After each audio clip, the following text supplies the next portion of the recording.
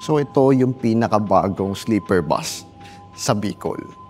Ang sleeper bus ni Kagsawa, made from Vietnam. So sa mga nakasakay na sa mga sleeper bus sa Vietnam, so halos pareho lang din to.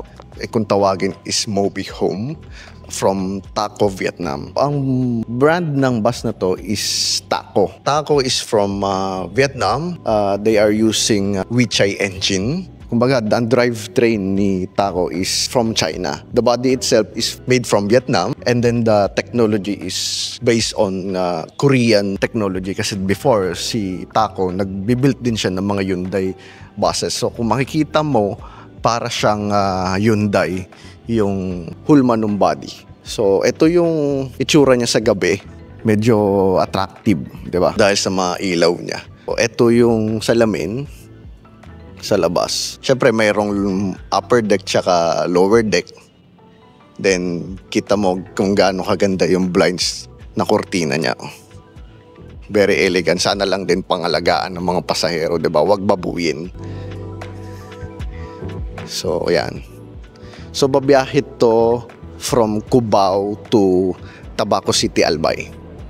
So, sa mga gustong, mga interested na masakyan to, very game changer to sa Bicol since more on 2x1 yung mga premium buses natin sa Bicol. So bago na naman to sa mga taga Bicol.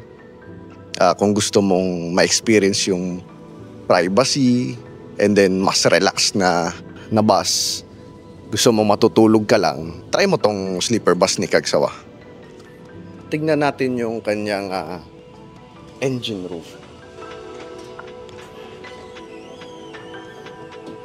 Ang engine na ginamit dito is Weichai engine. So ayan, makikita natin Weichai yung fuel filter niya. It has a 336 horsepower engine, and then the transmission is 6-speed manual using fast gearbox. Ang 330 naman na horsepower is kayang-kaya naman sa long haul. Napatunayan naman ng mga China buses yan going to Bicol.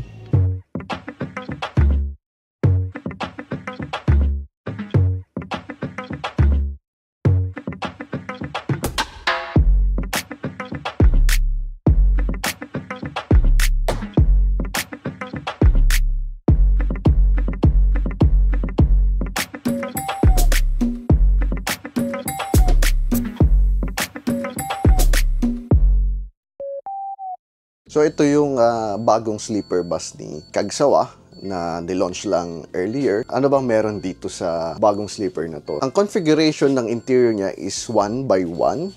So meaning, dalawang rows lang yung bed, and then meron siyang malapad na aisle. So pag nagbabaan lahat ng pasahero, hindi ka magsisiksikan kasi malapad siya. So ganito siya kalapad. So ito ko, isang tao, then pwede pang isang tao. So hindi ka magbabanggaan. Unlike sa iba na masikip. Di ba? And then yung bed niya, malapad din para sa isang tao. Actually, maluwag pa nga. Saktong-sakto para sa isang normal na lapad ng tao. So ito yung upper bed, and ito naman yung lower bed. So, itong bus na to is made from Vietnam. So, yung mga nakapunta na ng Vietnam, bumabiyahe ng from Hanoi to Sapa, almost the same shop. Although, ang kaibahan nga lang na ginawa ni Kagsawa is hindi siya yung super lapad na bed kagaya sa Vietnam na pwedeng dalawahan na tao. So, more on single person lang yung pwedeng sumakay. Kasi ang priority dito is yung privacy rin ng pasahero. Hindi pwedeng dalawa dito sa per bed niya. Napaka-elegante nung ilaw na ginamit. Actually, choice to ni Kagsawa. So, more on bluish ang design ng kanyang interior lights.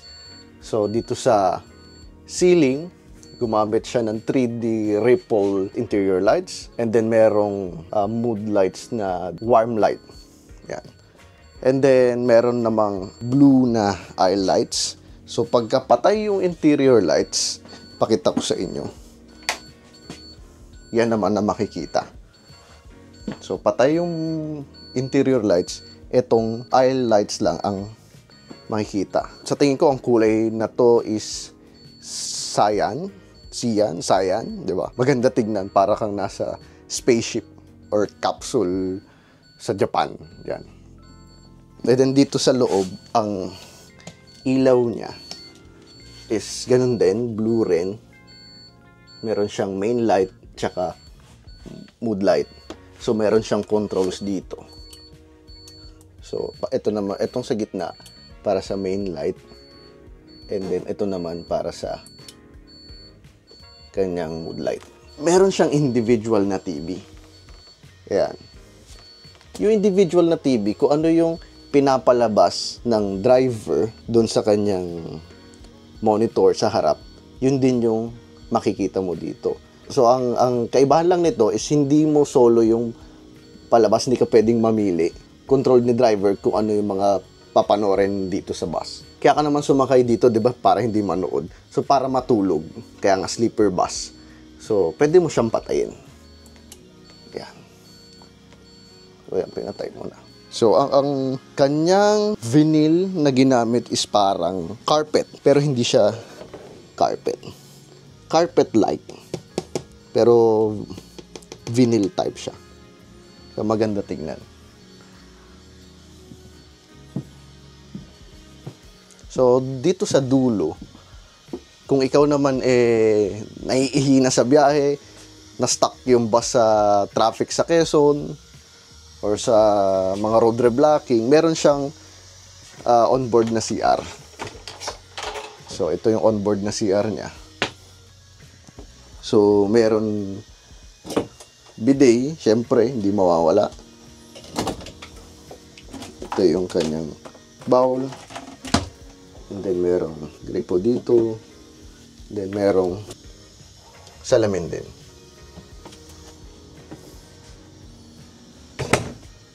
So, equipped din siya ng CCTV cameras for safety ng mga pasahero. So, meron tong 22 beds na capacity for 1 by 1. So, try naman natin yung bed niya. Kung gaano ka komportable. So, syempre, safety first. Suot natin yung seatbelt. Meron din siyang adjustment parang sa eroplano. Pero syempre, kailangan mo ng seatbelt, di ba? Baka mamaya dumaos-dus kang gayon or malaglag ka dito. So, for your safety na rin. Ngayon, ito ang kanyang bed. Pwede mo siyang i-full recline. So, ito yung full recline niya, higang-higa naman. As you can see, may ilaw dito. Dalawang klase yung ilaw niya. Ito, yung full light niya, mas maliwanag. Pwede mo siyang patayin. And then, meron naman siyang mood light. Na kung gusto mo naman na mahina lang, kailangan mo ng konting ilaw. Ito. Pero pwede mo rin patayin. Then, ito naman yung kanyang aircon duct. Hindi siya direct sa mukha mo. Kaya, maganda.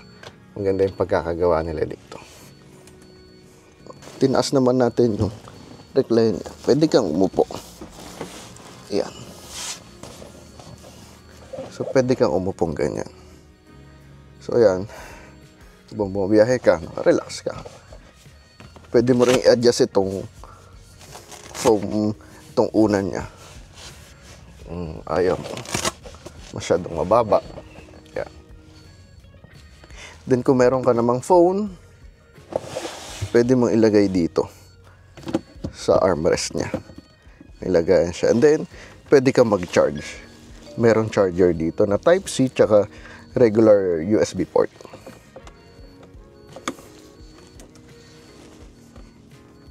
Yan. So, ito naman ang itsura nung kanyang ang paa mo. So, meron ditong foot box para mas ma-stretch mo siya ng todo yung legs mo at yung paa mo. So, ayan. Halimbawa, nakatagilid kang ganyan. Ayan. Then meron ding TV. So nakapatay lang dito ngayon. And then meron siyang lagayan ng mga kape or kung meron ka mineral water. Pwede mo ilagay.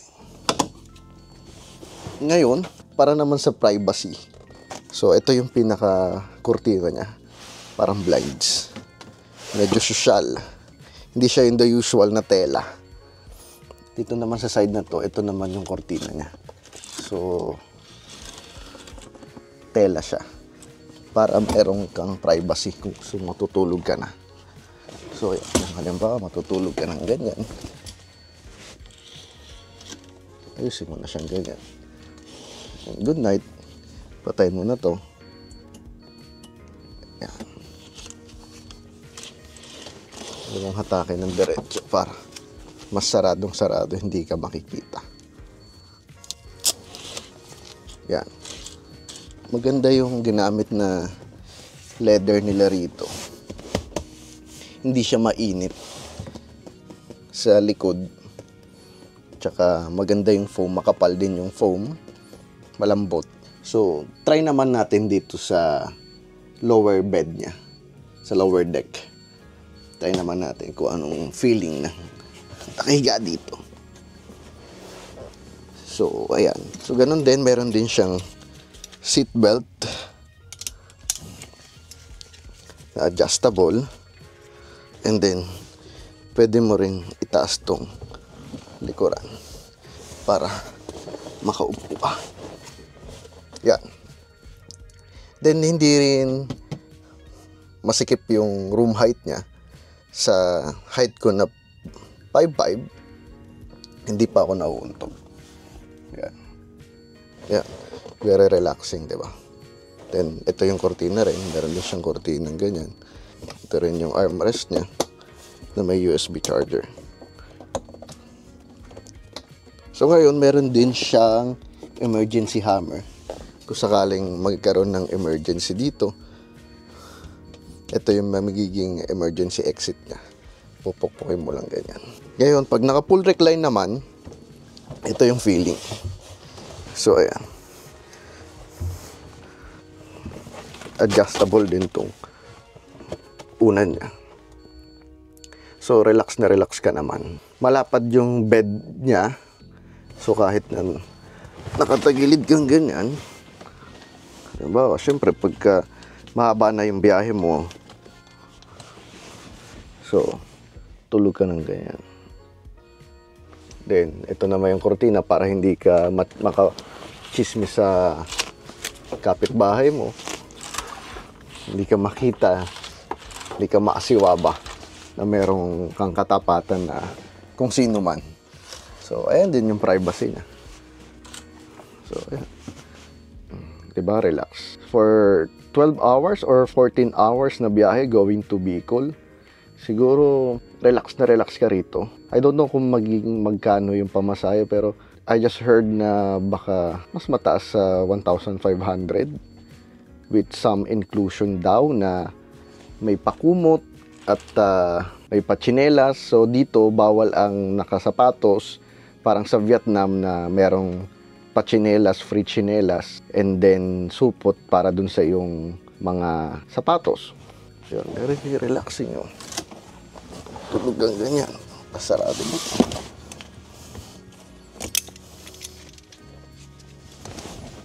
Tapos patay mo to.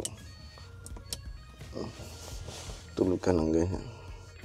Sarap. Para ka ng business class sa aeroplano. Diba? Game changer to eh. Hindi na yun the usual na 2x1. Although, naka-relax ka rin doon sa 2x1. Nakahiga ka rin halos pag recline mo. Pero dito ang advantage naman ng sleeper bus, meron kang sariling room.